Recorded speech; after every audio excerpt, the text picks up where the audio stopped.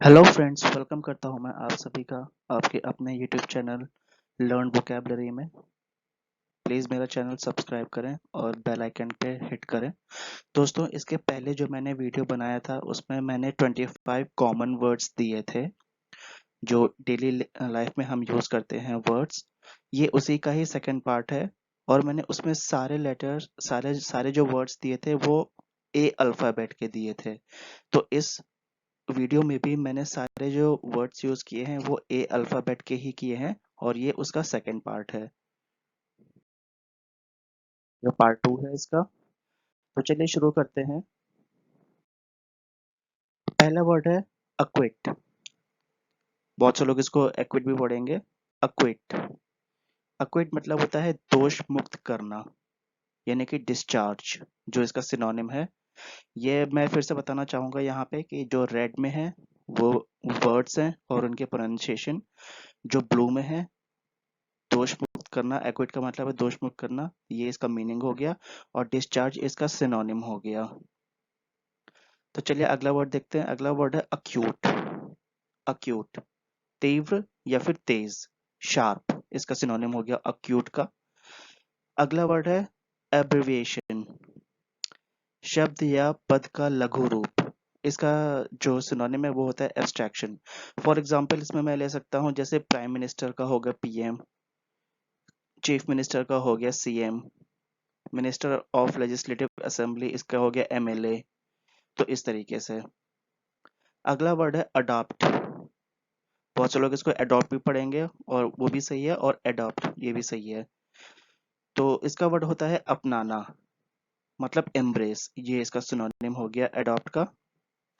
अगला वर्ड है एडहेर। यहाँ पे मैंने इसके दो मीनिंग दिए हैं। जिस किसी को भी अगर नहीं पता कि ये दृढ़ रहना, तो वो ये भी जान सकता है, ये भी मीनिंग याद कर सकता है पक्का रहना या फिर दृढ़ संकल्प करना। इसको हम जो सिनोनिम है इसका ओबे भी है, और दृढ़ संकल्प को हम डिटर्मिनेशन भी कहते हैं। दृढ़ संकल्प लेना डिटर्मिनेशन भी है इसका, और ओबे भी इसका एक सिनोनिम है। चलिए देखते हैं अगला वर्ड। अगला वर्ड है एडॉर्न। एडॉर्न मतलब सजाना। इसका जो सिनोनिम है वो है ब्यूटीफाई। ब्यूटीफाई इसका सिनोनिम है एडॉर्न का। ये मैंने सारे जो वर्ड जो मीनिंग लिए हैं बहुत ही मैंने सिंपल मीनिंग लिए हैं ताकि सबको समझ में आ जाए, और जो इसके मैंने सिनोनिम्स भी लिए हैं वो भी मैंने काफी सिंपल ही लिए हैं। एक या दो वर्ड ही ऐसे मिलेंगे जिसके सिनोनिम थोड़े से टफ होंगे, लेकिन वो भी अच्छा है क्योंकि जितने हम जो हमारे कॉमन वर्ड्स हैं उनके साथ साथ हम जितने एडवांस वर्ड याद करेंगे उतना ही अच्छा है वो भी। तो अगला वर्ड हम देखते हैं। अगला वर्ड है एड्रॉइट। एड्रॉइट मतलब होता है निपुण। निपुण यानी कि एक्सपर्ट या फिर कुशल कह सकते हैं हम। तो इसका जो सिनोनिम है वो है प्रोफिशिएंट। एडवर्सिटी। एडवर्सिटी इसका मतलब होता है कठिनाई। इसका सिनोनिम हो गया डिफिकल्टी। अफेक्शन। अफेक्शन मतलब हो गया लगाव या प्यार। जिन लोगों को लगाव का मतलब नहीं पता तो यहाँ पे हम प्यार भी कह सकते हैं। और यहाँ पे मैंने इसका सिनोनिम दिया है इमोशन। यहाँ पे हम इसका सिनोनिम लव या केयर भी हम कह सकते हैं इमोशन के बदले। तो वो भी सही है और ये भी सही है, क्योंकि जब हमारे अंदर इमोशन होंगे तभी हमें किसी से लगाव होता है या प्यार होता है, या हम फीलिंग्स भी कह सकते हैं। अगला वर्ड है एफ्लिक्शन। इसका मतलब होता है दुख या फिर कष्ट। इसका सिनोनिम हो गया हार्डशिप। चलिए देखते हैं अगला वर्ड। अगला वर्ड है एजिल। बहुत से लोग इसको अजाइल भी पढ़ेंगे। और ये जब आप इसको टाइप करेंगे हिंदी में तो ये एजिल ही होगा। एजिल फुर्तीला, एनर्जेटिक, इसका सिनोनिम हो गया। एम्बिग्यूअस।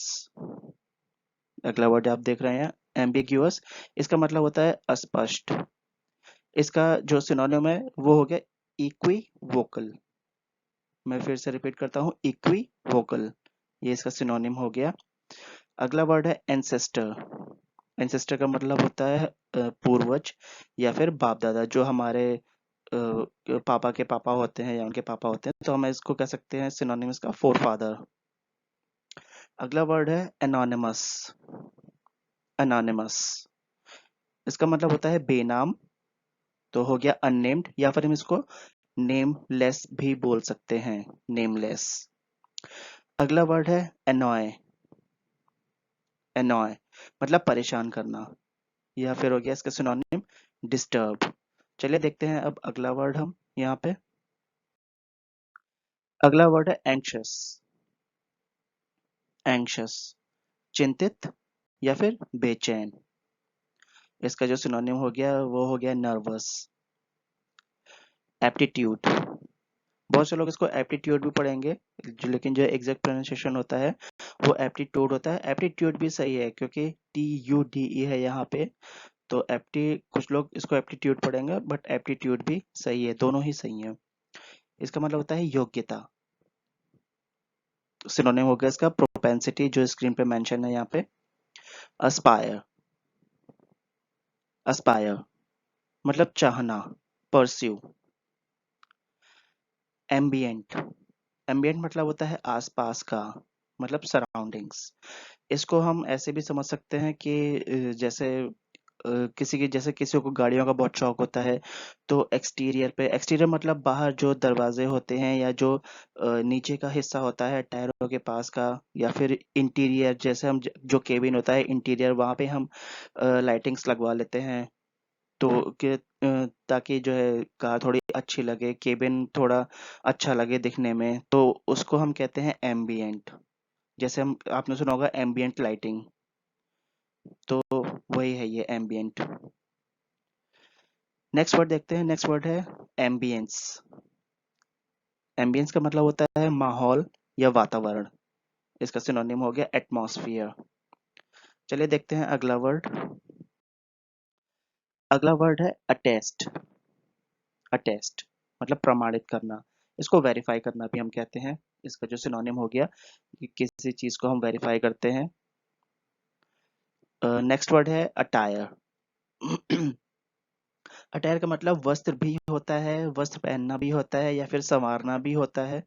और जो इसका सिनोनिम मैंने यहाँ पे लिया है वो मैंने लिया है क्लॉथ्स, वेरी इजी वे में।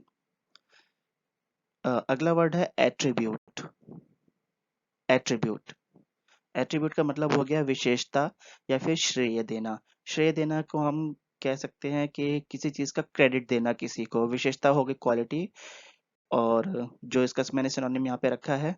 और श्रेय देना मतलब एक तरह से वही हो गया, किसी चीज का क्रेडिट देना, किसी के अंदर कोई विशेषता है और उसने की, किसी पर्सन ने मदद की आपकी किसी, या किसी भी चीज को लेकर के, तो उसके अंदर वो क्वालिटी हो गई कि वो किसी की हेल्प करता है, तो आप उसको उसका क्रेडिट दे रहे हैं, तो ये दोनों ही यहाँ पे सही हैं। नेक्स्ट वर्ड है ऑडिबल, ऑडिबल मतलब सुनाई देने योग्य, या फिर हम कह सकते हैं इसको लाउड, इसका जो सिनोनिम हो गया।